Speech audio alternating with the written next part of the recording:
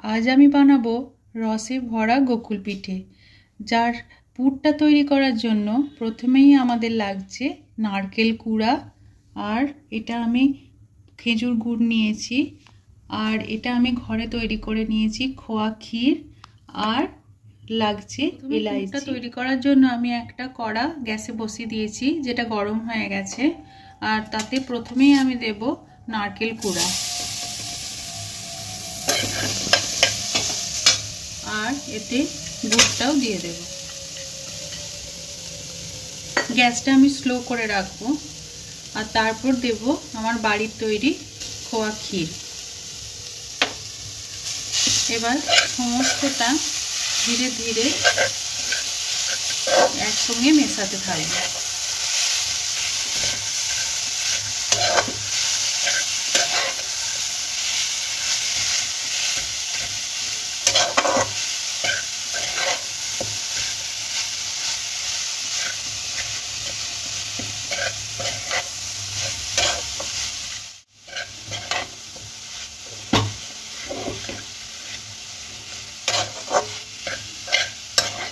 देखते हबे कड़ाते ना एटा धरे जाए ओई जोन्नो स्लो आँचे एटाके करते हबे।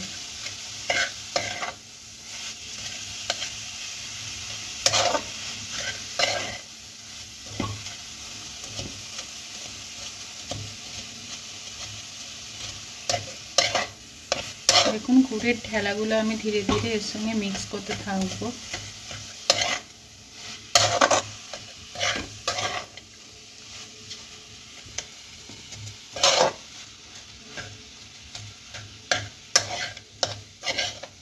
এটা ততক্ষণ নাড়তে থাকবো যতক্ষণ না একটা পাক আসে।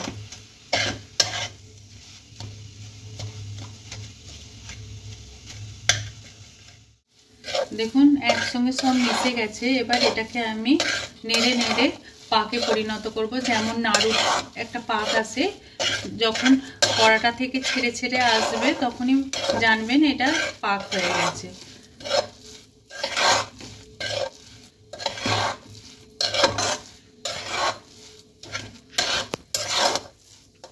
देखुन आमार पाकटा अलमोस्ट रेडी। एटा छेड़े छेड़े जाच्छे कड़ा थेके। এই অবস্থায় আমি ইলাইচি ডাস্টটা দিয়ে দেব। দিয়ে ভালোভাবে নেড়ে চেড়ে আমি এটা একটা পাত্রে নামিয়ে নেব। দেখুন আমি পুরটা একটা পাত্রে নামিয়ে নিয়েছি। এবার এটাকে হালকা ঠান্ডা করে আমি এটা অল্প গরম গরম অবস্থাতেই এটাকে শেপে গোল নাড়ু যেমন পাকায় সেই রকম করে পাকিয়ে নেব। ঠান্ডা হলে এটা শেপ দেওয়া যাবে না। নাড়ুর মতো করে এরকম চিপটে রেখে দেব। আবার একটা দেখাচ্ছি, দেখুন এরকম নাড়ুর মতো পাকাবো। দিয়ে একটু প্রেস করে এরকম আকার দিয়ে রেখে দেব। এইভাবে আমি পুরোটা বানিয়ে নেব। এবারে আমি গোকুল পিঠের ব্যাটারটা তৈরি করে নেব। যার জন্য লাগছে 1 কাপ ময়দা, হাফ কাপ সুজি আর 2 চামচ মতো চালের গুঁড়ো আর তার সঙ্গে কুসুম কুসুম দুধ। এবার আমি ব্যাটারটা তৈরি করব। ব্যাটারটা তৈরি করার জন্য আমি একটা পাত্রে ময়দাটা প্রথমে নিয়ে নিলাম, তাতে সুজিটাও নিয়ে নিলাম, তাতে 2 চামচ চালের গুঁড়ি নিয়ে নিলাম। এবার এটাকে ভালো করে মিশিয়ে ধীরে ধীরে দুধ ঢালতে থাকবো। খুব পাতলা হবে না, তাই ধীরে ধীরে ঢালতে হবে আর মেশাতে হবে।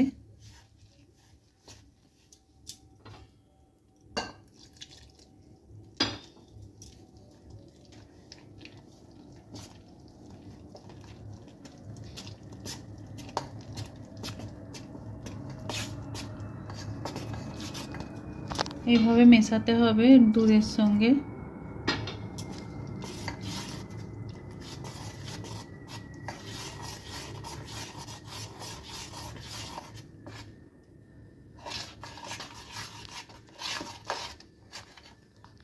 দেখুন আমার ব্যাটারটা এই রকম অবস্থায় আছে, এই চামচটার গায়ে লেগে লেগে যাচ্ছে।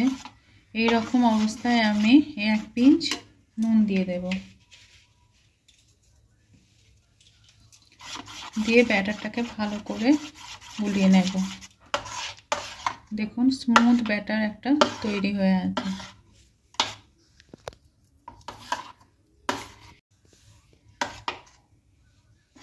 দেখুন এই ব্যাটারটা এবার আমি কিছুক্ষণের জন্য রেখে দেব।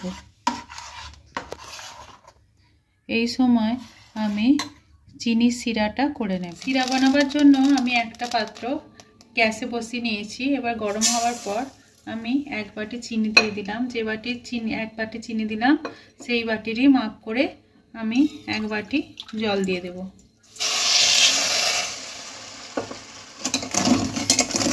এবার এটাকে ভালোভাবে এর সঙ্গে মিশিয়ে দিতে হবে।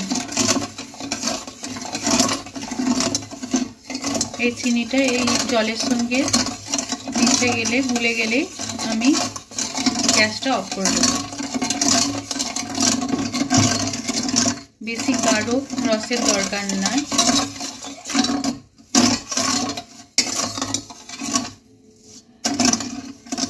দেখুন চিনিটা জলের মধ্যে একদম গুলে গেছে, ফুটতে লেগেছে জলটা। এই অবস্থায় আমি এলাইচি কয়েকটা দিয়ে দিলাম এর মধ্যে, দিয়ে এটাকে ভালোভাবে ফুটিয়ে আমি একপাশে রেখে দেব। চিনির সিরা আমাদের তৈরি। দেখুন কিছুক্ষণ পর আমার ব্যাটারটা এই রকম এসেছে। এটা একদম পারফেক্ট ব্যাটার তৈরি হয়েছে। এবার আমি গ্যাসে একটা কড়া চাপিয়ে নিয়েছি, তাতে আমি সাদা তেল দিয়ে দেব।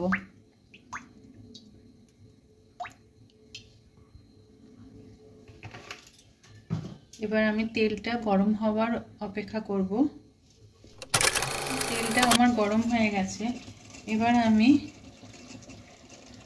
নারকেলের পুরটাকে ব্যাটারে ভালোভাবে এদিক ওদিক উল্টে পাল্টে ডুবিয়ে নিয়ে আমি ধীরে ধীরে তেলে ছেড়ে দেব। আর গ্যাসটাকে আমি মিডিয়াম রাখবো।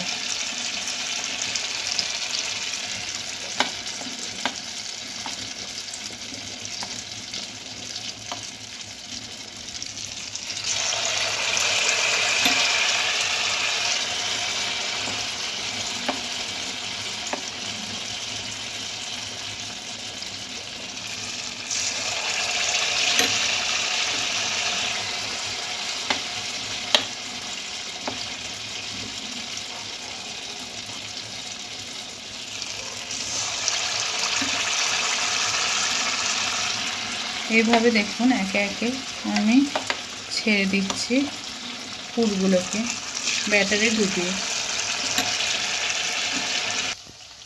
ধীরে ধীরে দেখুন আমি এগুলোকে উল্টে পাল্টে দিচ্ছি। এটা একদমই স্লোতে ভাজতে হবে,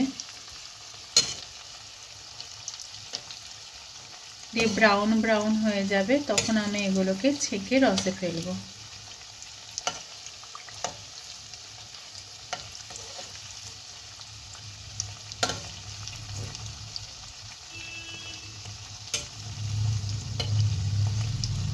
দেখুন আমার পিঠেগুলো একদমই ভেজে গেছে। এবার আমি এগুলোকে ভালোভাবে তেল ঝরিয়ে রসের মধ্যে দিয়ে দেব। ভালোভাবে তেল ঝরিয়ে রসেতে দিয়ে দেব।